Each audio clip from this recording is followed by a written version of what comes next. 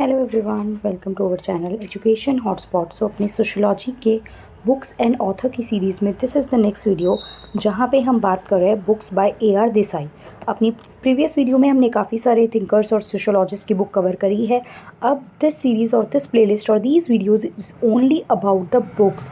यहाँ पे हम इनके कंसेप्ट पे बात नहीं कर रहे हैं, यहाँ पे हम इनके थ्योरीज़ को इनके कंसेप्ट को समझ नहीं रहे हैं। For that we will cover the topics हम मैराथन में कवर कर रहे हैं। हमने MCQ सीरीज़ में चीज़ें समझी थी, पर यहाँ पे हम सिर्फ बुक्स की बात करेंगे। देखिए, कोई भी सोशोलॉजी से रिलेटेड MCQ एग्ज़ाम आता है, वी वेरी वेल नो कि वहाँ पे बुक्स एंड ऑथर जो होते हैं वो चीज़ आती है। ये एक फैक्ट है, इसमें आप कोई भी कंसेप्ट नहीं समझ सकते हो। येस, कुछ ऑथर्स के केसेस में, कुछ बुक्स में आप कुछ ट्रिक्स ज़रूर बना सकते हो, बट सबके केस में सारी बुक्स ट्रिक से याद करना इज़ ऑल्सो नॉट पॉसिबल। तो what you have to do is learn learn and learn. And learn कैसे होता है? By the way of repeat. आप उसको रीड कीजिए, read repeat and recall. These 3 are will help you to learn the thing.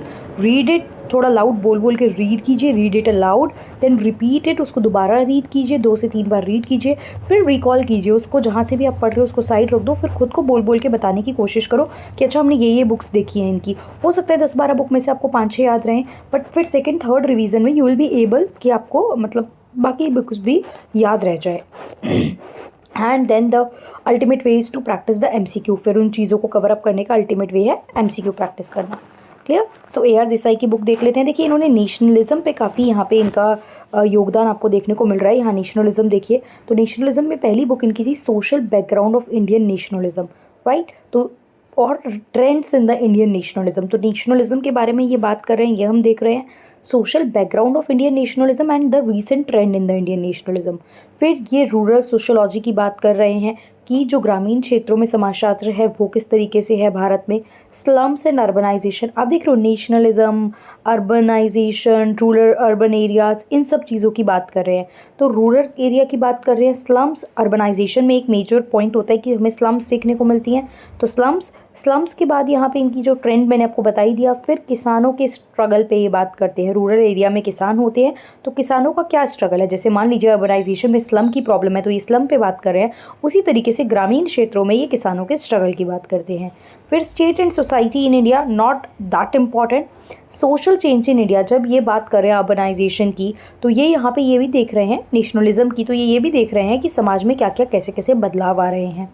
फिर आज़ादी मिल गई थी, उसके बाद जो एग्रेरियन स्ट्रगल्स रहे, फिर किसानों के स्ट्रगल पे इन्होंने बात की। खेती से रिलेटेड जो भी स्ट्रगल रहे हैं, एग्रेरियन सेक्टर के जो भी स्ट्रगल हैं आफ्टर इंडिपेंडेंस, वो इन्होंने बात की। वाइबल डेमोक्रेसी की ये बात कर रहे हैं एंड रूरल इंडिया में जो ट्रांजिशन आ रहा है, बदलाव आ रहा है। ये इनके एसेस का कलेक्शन है जो इन्होंने एस्से लिखे थे, और ये इनकी डेथ के बाद यानी पोस्टर थॉमस जो है वो पब्लिश हुई थी। पूछ सकता है which of the following book written by AR Desai published posthumously, मतलब उनके मरने के बाद पब्लिश हुई, उनकी डेथ के बाद पब्लिश हुई है। तो that was rural India transition.